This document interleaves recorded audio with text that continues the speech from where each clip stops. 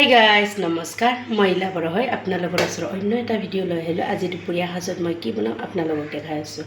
মই ডিউটি যোৱা নাই, এইকেইদিন ৰুম খালী কৰি কিনে কালি গৈছিলোঁ ডিউটিত। আজি এনেকুৱা গা বেয়া মানে মই ডিউটি যাব পৰা নাই, তথাপিওতো ভাতকেইটাটো বনাবই লাগিব। দুপৰীয়াৰ সাজ বনাই আছোঁ, আপোনালোকক দেখাই আছোঁ মই আজি দুপৰীয়া সাজত কি বনাম বলক।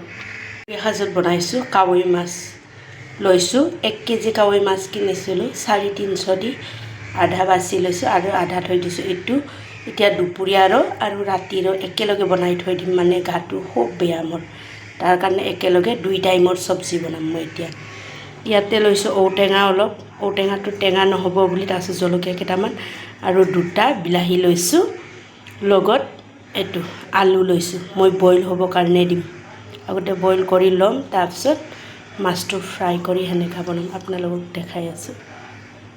বিলাহী আৰু ঔটেঙা চিটি মাৰিবৰ কাৰণে কুকাৰত বহাই দিছোঁ। 5বাৰমান চিটি মাৰিম মই, নহ'লে নিসিজিব আলুখিনি। সোৱাদ অনুসৰি নিমখ আৰু কালাৰৰ কাৰণে ৰংগুৰি দি লৈছোঁ। মাছখিনি ধুনীয়াকৈ ভাজি ল'ম, তাৰপিছত আঞ্জা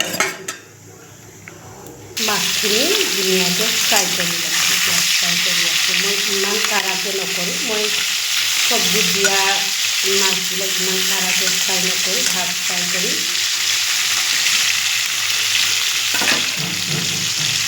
ফাইনালি মই আঞ্জাখিনি ধুনীয়াকৈ উতলাৰ কাৰণে মাছ ফ্ৰাই কৰি ৰখাখিনি দি দিলোঁ। ইমান ধুনীয়া হৈছে। ইয়াতে অকণমান জিৰা দি দিম, এতিয়া গুড়া জিৰা, মানে ধুনীয়াকৈ খুন্দি লৈছোঁ, জিৰাখিনি গুড়া কৰি লৈছোঁ। ধুনীয়া হৈ গ'ল। ফাইনালি মোৰ আঞ্জা কমপ্লিট হ'ল। আপোনালোকে অলৰেডি গম পালে মই আজি দুপৰীয়া সাজত কি বনালোঁ। কাৱৈ মাছ, ঔটেঙা, আলু আৰু লগত বিলাহী দি কিনে বনাইছোঁ। ঔটেঙা অলপ কম আছিল কাৰণে। আপোনালোকে যদি মোৰ ভিডিঅ'টো ভাল লাগে লাইক কৰিব, কমেণ্ট কৰিব, শ্বেয়াৰ কৰিব। Bye bye.